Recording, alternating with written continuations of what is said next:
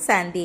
இன்றைய முரளி 13/4/2025 அவ்வக்த பாப்தாதா ரிவைஸ் 31/12/4 மதுபன். இந்த வருட ஆரம்பத்திலிருந்து எல்லையற்ற வைராக்கிய உணர்வை வெளிப்படுத்துங்கள். இதுதான் முக்தி தாம் கேட்டின் சாவி. இன்று புதுயுகத்தை படைக்கும் பாப்தாதா தமது குழந்தைகளோடு புது வருடத்தை கொண்டாட வந்திருக்கிறார். குழந்தைகளின் மேல் உள்ள அன்பால் தமது தூர் தேசத்திலிருந்து சகாரவதனத்திற்கு பரமாத்ம சந்திப்பை கொண்டாட வந்திருக்கிறார். உலகில் புது வருட வாழ்த்தை ஒருவர் பிறருக்கு கொடுக்கிறார்கள். ஆனால் பாப்தாதா குழந்தைகள் உங்களுக்கு புது யுகம் புது வருடம் இரண்டிற்கும் வாழ்த்து கொடுக்கிறார். அவர்கள் புது வருடத்தை ஒரு நாள் கொண்டாடுகிறார்கள். புது யுகத்தை நீங்கள் சங்கம யுகத்தில் சதா கொண்டாடி கொண்டே இருக்கிறீர்கள். நீங்கள் எல்லோரும் பரமாத்மா அன்பின் கவர்ச்சியில் ஈர்க்கப்பட்டு இங்கே வந்து சேர்ந்திருக்கிறீர்கள். எனினும் எல்லோரையும் விட தூர் தேசத்தில் இருந்து வருபவர் யார்? டபுள் விதேசிகளா? அவர்களோ இந்த சாக்கார தேசத்தில் இருந்தே வருகிறார்கள். தூர் தேசி பாப்தாதா எவ்வளவு தூரத்தில் இருந்து வந்திருக்கிறார்? எத்தனை மைல் தொலைவில் இருந்து வந்திருக்கிறார் என கணக்கு பார்க்க முடியுமா? அதனால் தூர்தேசி பாப்தாதா நாலாபுறங்களிலும் உள்ள குழந்தைகளை பார்த்து கொண்டு இருக்கிறார். நீங்கள் முன்னால் டைமன் காலில் அமர்ந்திருக்கலாம், மதுவனத்தில் அமர்ந்திருக்கலாம், கேன்சரோரில் அமர்ந்திருக்கலாம், கேலரியில் அமர்ந்திருக்கலாம். உங்கள் அனைவரோடும் கூடவே உள்நாட்டிலும் வெளிநாட்டிலும் தொலைவில் அமர்ந்து பாப்தாதாவோடு சந்திப்பை கொண்டாடுகிறார்கள். தொலைவில் இருந்து எல்லோரும் மிகுந்த அன்போடு பார்ப்பதையும் கேட்பதையும் பாப்தாதா பார்த்து கொண்டு இருக்கிறார். அதனால் நாலாபுறங்களிலும் உள்ள குழந்தைகளுக்கு புது யுகம் மற்றும் புது வருடத்திற்கு கோடி மடங்கு வாழ்த்துக்கள் வாழ்த்துக்கள் வாழ்த்துக்கள். குழந்தைகளின் கண்களில் புது யுகம் முன்னால் இருக்கிறது தானே? இன்று சங்கமத்தில் இருக்கிறீர்கள். நாளை உங்கள் புது யுகத்தில் ராஜ்ய அதிகாரி ராஜ்யம் செய்வீர்கள். அவ்வளவுதான்.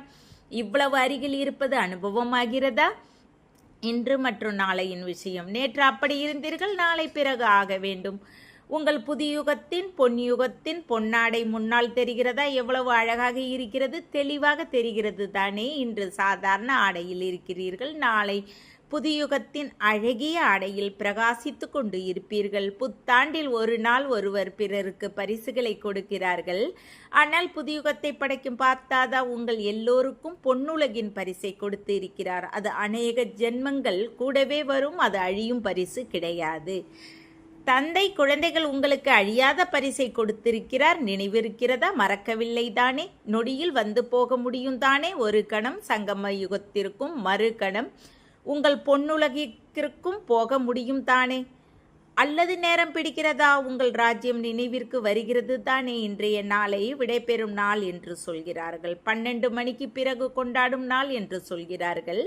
அதனால் விடைபெறும் நாளில் வருடத்திற்கு விடை கொடுப்பதோடு நீங்கள் எல்லோரும் வேறு எதற்கு விடை கொடுக்கிறீர்கள்?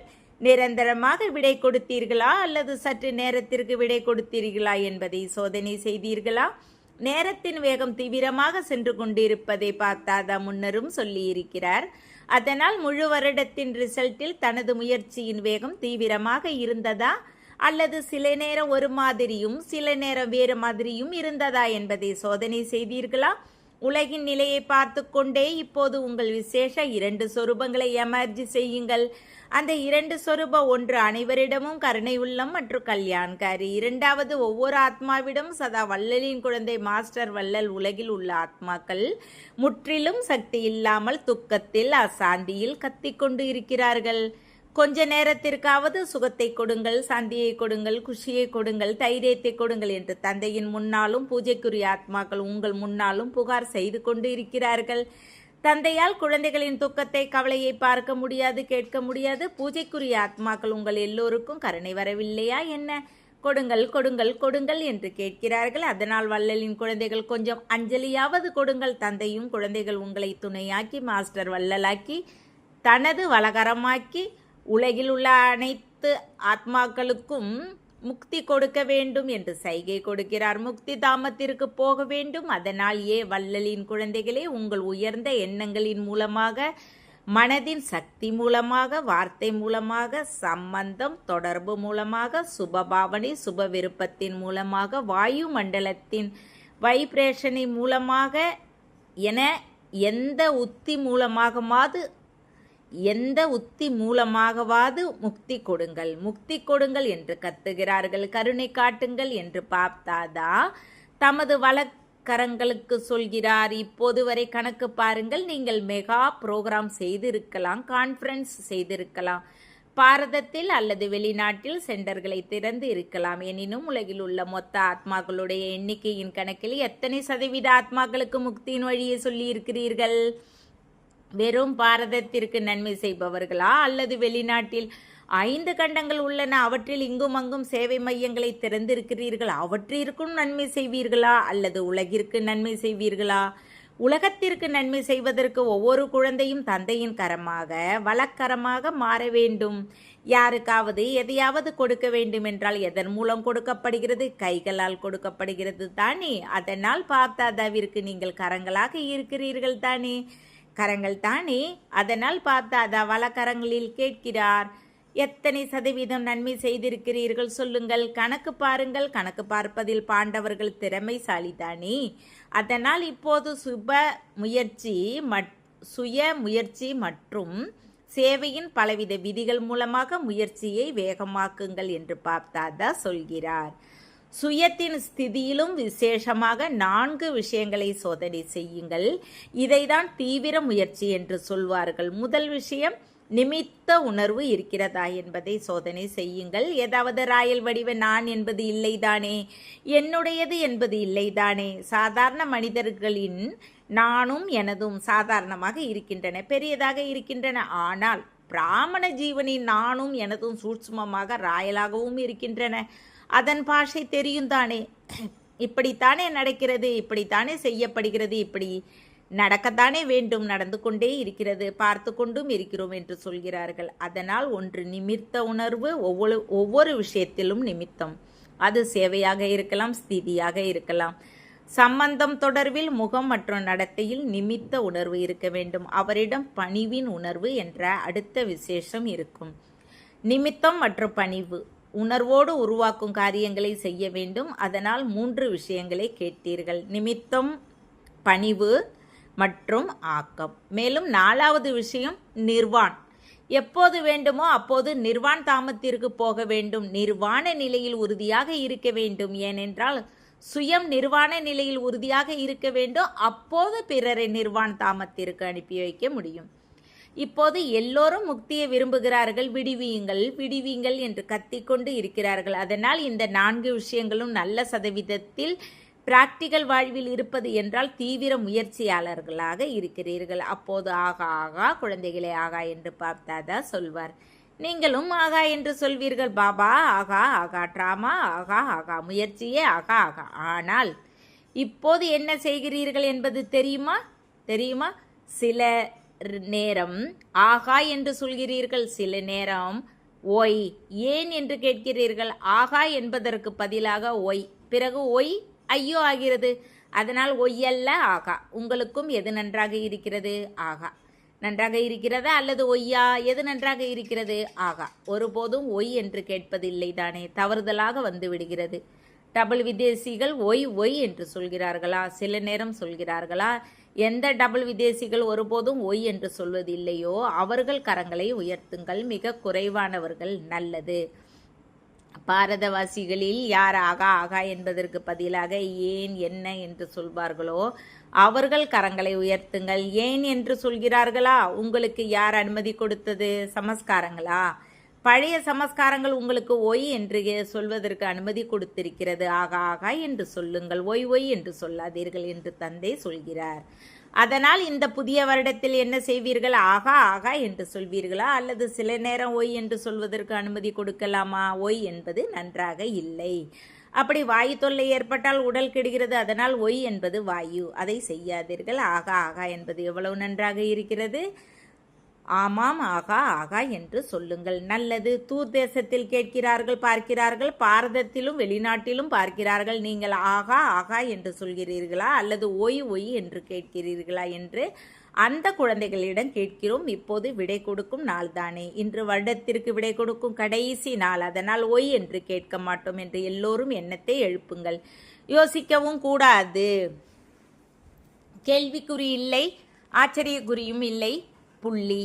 கேள்விக்குறியை எழுதுங்கள். அது எவ்வளவு கோணலாக இருக்கிறது. புள்ளி எவ்வளவு எளிதாக இருக்கிறதே. கண்களில் புள்ளியான தந்தையை கலந்து விடுங்கள், அவ்வளவுதான். அப்படி கண்களில் பார்க்கும் புள்ளி கலந்து இருக்கிறது தானே. அப்படி சதா கண்களில் புள்ளி தந்தையை கலந்து விடுங்கள். கலக்க வருகிறதா அல்லது பொருந்தவில்லையா, கீழ்மேலாகிறதா, என்ன செய்வீர்கள்? எதற்கு விடை கொடுப்பீர்கள்? ஒய் என்பதற்கா? இது எப்படி? இப்படியும் நடக்குமா என்ன? இப்படி நடக்கக்கூடாதே. ஏன் நடக்கிறது என ஒருபோதும் ஆச்சரியத்தின் அடையாளமும் வரக்கூடாது. கேள்விக்குறியும் கூடாது, ஆச்சரியக்குறியும் கூடாது. பாபா மற்றும் நான், அவ்வளவுதான். இப்படித்தானே நடந்து கொண்டு இருக்கிறது என்று சில குழந்தைகள் சொல்கிறார்கள். பாப் தாதாவிடம் மிக ரமணிகர விஷயங்களை உரையாடலின் போது சொல்கிறார்கள். நேரில் சொல்ல முடியவில்லை, அதனால் உரையாடலின் போது எல்லாவற்றையும் சொல்கிறார்கள். நல்லது, என்ன வேண்டுமானாலும் நடக்கட்டும். ஆனால்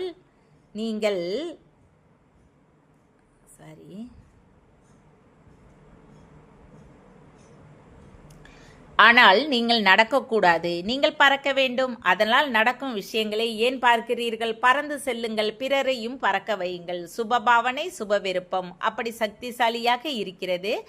சுபபாவனை மற்றும் சுப விருப்பத்தை தவிர இடையில் ஒய் என்பது மட்டும் வராமல் இருந்தால் அது அசுபாவனை உடையவரையும் சுப பாவனை உடையவராக மாற்ற முடியும். அளவு சக்திசாலியாக இருக்கிறது. 2ஆம் நம்பர், ஒருவேளை மாற்ற முடியவில்லை என்றால் உங்கள் சுப பாவனை சுப விருப்பம் அழியாததாக இருக்கிறது. அவ்வப்போது இருப்பது கிடையாது, அழியாதது. அதனால் உங்கள் மீது அசுபாவனையின் பிரபாவம் ஏற்பட முடியாது. இது ஏன் நடக்கிறது? இது எதுவரை நடக்கும்? எப்படி நடக்கும் என நீங்கள் கேள்விகளுக்கு போகிறீர்கள். இதனால் சுபபாவனையின் சக்தி குறைகிறது. இல்லை என்றால் சுபபாவனை சுப விருப்பத்தின் எண்ணம் சக்தியில் அதிக சக்தி இருக்கிறது. பாருங்கள், நீங்கள் எல்லோரிடமும் பாப் தாதாவிடம் வந்திருக்கிறீர்கள். முதல் நாள் நினைத்து பாருங்கள், பாப் தாதா என்ன செய்தார்? பதித்தர் வந்திருக்கலாம், பாவி வந்திருக்கலாம், சாதாரணமானவரும் வந்திருக்கலாம், பலவித உணர்வுகளை உடையவர்கள் பலவித எண்ணங்களை உடையவர்களும் வந்திருக்கலாம். பாப் தாதா என்ன செய்தார்? சுப பாவனை வைத்தார் தானே. என்னுடையவர்கள் மாஸ்டர் சர்வ சக்திவான்கள் இதய சிம்மாசனதாரிகள் என சுப பாவனை வைத்தார் தானே, சுப விருப்பம் வைத்தார் தானே. அதனால் தந்தையினுடையவராக மாறியிருக்கிறீர்கள். ஏ பாவியே, ஏன் வந்தாய் என்று தந்தை கேட்டாரா? சுபபாவனை வைத்தார். எனது குழந்தை மாஸ்டர் சர்வ சக்திவான் குழந்தை என்று சொன்னார். தந்தை எப்போது உங்கள் எல்லோர் மீதும் சுபபாவனை வைத்தாரோ, சுப விருப்பம் வைத்தாரோ, அப்போது உங்கள் உள்ளம் என்ன சொன்னது? மேரா பாபா. தந்தை என்ன சொன்னார்? எனது குழந்தை இதேபோல் சுபபாவனை சுப விருப்பம் வைத்தால் என்ன தெரிய வரும்? இவர் எனது கல்ப முந்தைய இனிய சகோதரன், எனது கண்டெடுக்கப்பட்ட சகோதரி என மாற்றம் ஏற்படும். அதனால் இந்த வருடத்தில் கொஞ்சம் செய்து காட்ட வேண்டும். கையை மட்டும் உயர்த்தக்கூடாது. கையை உயர்த்துவது மிக எளிது, மனதின் கரத்தை உயர்த்த வேண்டும். ஏனென்றால் அதிகமான காரியங்கள் இன்னும் இருக்கின்றன. பாப் தாதா பார்க்கும் பொழுது உலகில் உள்ள ஆத்மாக்களின் மீது அதிக கருணை வருகிறது. இப்போது இயற்கையும் சலித்து விட்டது. இயற்கை தானே சலித்து விடும் பொழுது என்ன செய்யும்? ஆத்மாக்களை வாட்டி வதைக்கும். அதனால் தந்தைக்கு குழந்தைகளை பார்க்கும் பொழுது கருணை வருகிறது. உங்கள் எல்லோருக்கும் கருணை வருவது இல்லையா? செய்திகளை மட்டும் கேட்டு அமைதியாகி விடுகிறீர்கள். இத்தனை ஆத்மாக்கள் சென்று விட்டன, அவ்வளவுதான். அந்த ஆத்மாக்கள் செய்தி கேட்காமல் வஞ்சிக்கப்பட்டு இருக்கிறார்கள். இப்போது வள்ளலாகுங்கள், கருணை உள்ளம் கொள்ளுங்கள். இது எப்போது நடக்கும்? இந்த வருட ஆரம்பத்திலிருந்து தனக்குள் எல்லையற்ற வைராக்கிய உணர்வை தோற்றுவிக்க வேண்டும். அப்போது கருணை வரும். எல்லையற்ற வைராக்கிய உணர்வு இந்த தேகத்தின் நினைவு, தேக உணர்வின் நினைவும் எல்லையற்ற வைராக்கிய உணர்வில் உள்ள குறையாக இருக்கிறது. சின்ன சின்ன எல்லைக்கு உட்பட்ட விஷயங்கள் ஸ்திதியை தடுமாற செய்கின்றன. காரணம், எல்லையற்ற வைராக்கிய உணர்வில் குறை இருக்கிறது. பற்று இருக்கிறது, வைராக்கியம் இல்லை, பற்று இருக்கிறது. எப்போது முழுமையாக எல்லையற்ற வைராக்கியம் ஆவீர்களோ, உணர்விலும் வைராக்கியம், பார்வையிலும் எல்லையற்ற வைராக்கியம், சம்பந்தம் தொடர்பில் சேவை என எல்லாவற்றிலும் எல்லையற்ற வைராக்கியம் எப்போது வருமோ அப்போது முக்திதாமத்தின் கதவு திறக்கும். இப்போது எந்த ஆத்மாக்கள் சரீரத்தை விட்டு போகின்றனவோ அவை பிறவி எடுக்கும், மீண்டும் துக்கப்படும். இப்போது முக்திதாமத்தின் கேட்டை திறப்பதற்கு நீங்கள் தானே நிமித்தமாக இருக்கிறீர்கள். நீங்கள் பிரம்மபாபாவின் துணைவர்கள் தானே. அதனால் உங்கள் எல்லையற்ற வைராக்கிய உணர்வே கதவை திறக்கும் சாவி. இப்போது சாவி போடவில்லை, சாவி இன்னும் தயார் ஆகவே இல்லை. பிரம்மபாபாவும் காத்து இருக்கிறார், அட்வான்ஸ் பார்ட்டியும் காத்து கொண்டு இருக்கிறது, இயற்கையும் காத்து கொண்டு இருக்கிறது. அதிகமாக களைத்து விட்டது. மாயாவும் தனது நாட்களை எண்ணிக்கொண்டு இருக்கிறது. மாஸ்டர் சர்வ சக்திவான்களே, இப்போது சொல்லுங்கள், என்ன செய்ய வேண்டும் என்று சொல்லுங்கள். இந்த வருடத்தில் ஏதாவது புதுமை செய்வீர்கள் தானே? புது வருடம் என்று சொல்வதால் ஏதாவது புதுமை செய்வீர்கள் தானே. இப்போது எல்லையற்ற வைராக்கியத்தின் முக்தி தாமம் போவதின் சாவியை தயார் செய்யுங்கள். நீங்கள் எல்லோரும் கூட முதலில் முக்தி தாமத்திற்கு போக வேண்டும். கூடவே செல்வோம், கூடவே வருவோம், கூடவே ராஜ்யம் செய்வோம், கூடவே பக்தி செய்வோம் என்று பிரம்மா பாபாவிடம் வாக்கு கொடுத்திருக்கிறீர்கள். அதனால் இப்போது ஏற்பாடு செய்யுங்கள். இந்த வருடத்தில் செய்வீர்களா அல்லது அடுத்த வருடம் தேவையா? இந்த வருடத்தில் கவனம் கொடுத்து அடிக்கடி செய்வோம் என்று நினைப்பவர்கள் கரங்களை உயர்த்துங்கள். செய்வீர்களா? பிறகு அட்வான்ஸ் பார்ட்டி உங்களுக்கு அதிக வாழ்த்தை கொடுப்பார்கள். அவர்களும் கலைத்து விட்டார்கள், நல்லது. டீச்சர்கள் என்ன சொல்கிறார்கள்? முதல் வரிசையில் இருப்பவர்கள் என்ன சொல்கிறீர்கள்? முதல் வரிசையில் இருக்கும் பாண்டவர்கள் மற்றும் முதல் வரிசையில் இருக்கும் சக்திகளில் யார் செய்வீர்களோ அவர்கள் கரங்களை உயர்த்துங்கள். பாதி கை கிடையாது, பாதி உயர்த்தினால் பாதி செய்வோம் என்று சொல்கிறீர்கள், நல்லது.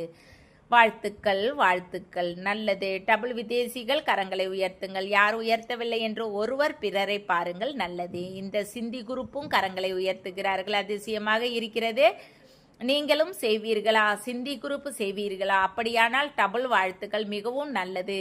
ஒருவர் பிறருக்கு துணையாக இருந்து சுபபாவனையின் சைகை கொடுத்து கையோடு கை சேர்த்து செய்தே ஆக வேண்டும், நல்லது. சபையில் யாரோ சத்தம் போட்டார், எல்லோரும் அமருங்கள், நத்திங் நியூ. இப்போது ஒரு நொடியில் புள்ளியாகி புள்ளி தந்தையை நினைவு செய்யுங்கள். மற்ற எல்லாம் விஷயமாக இருந்தாலும் அதற்கு புள்ளி வையுங்கள். வைக்க முடியுமா?